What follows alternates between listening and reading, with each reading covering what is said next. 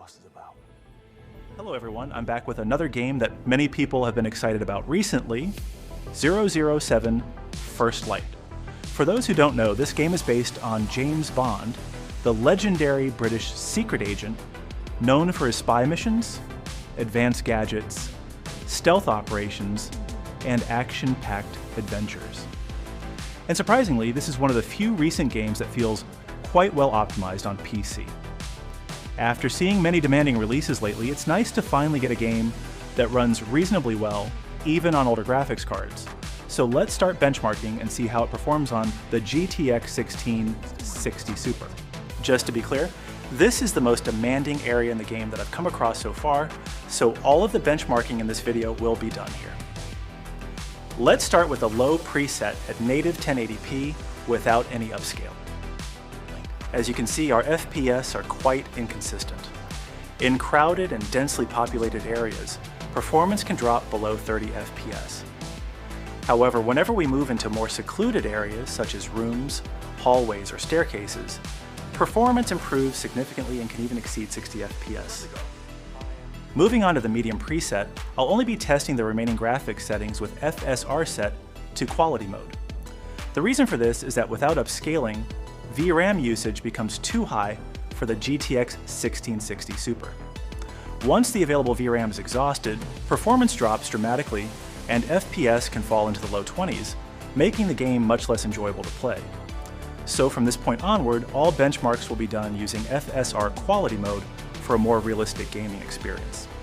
Here at the medium preset with FSR set to quality mode, performance is much better than I expected. For most of the gameplay, FPS stays in the mid-40s, occasionally climbing to around 60 frames per second in less crowded areas. What's really surprising is that moving from low to medium settings only reduced performance by roughly 10%. Considering the noticeable improvement in visual quality, I'd say this game has very good performance to visual scaling across its graphics settings. At the high preset with FSR set to quality mode, we're once again seeing very good scaling. Compared to medium settings, performance only drops by around 10 to 12%, which is quite impressive considering the visual improvements. For most of the gameplay, FPS stays between the mid-30s and mid-40s, occasionally climbing to around 50 frames per second in less demanding areas. What's also impressive is the frame pacing. Even when the frame rate drops into the 30s, the game doesn't feel overly heavy or stuttery during gameplay. IO Interactive has done a really good job with the optimization of this game. And despite using high settings, our 6 GB of VRAM is still proving to be sufficient when paired with FSR Quality mode.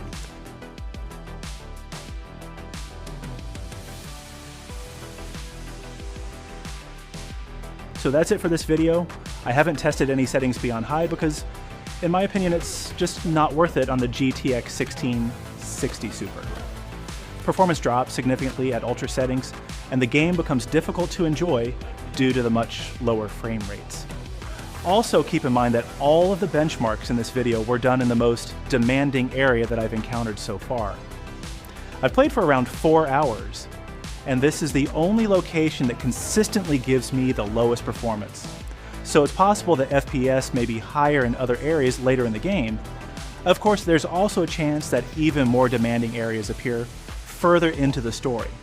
Visually, the game looks stunning even on low settings, but for me, the medium preset offers the best balance between image quality and performance.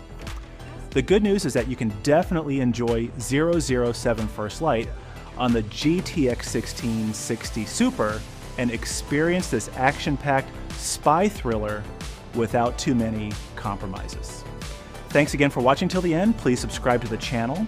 As we're getting very close to 100 subscribers, I'll continue posting more benchmarks, optimization guides, and graphics comparisons in the future. See you in the next one.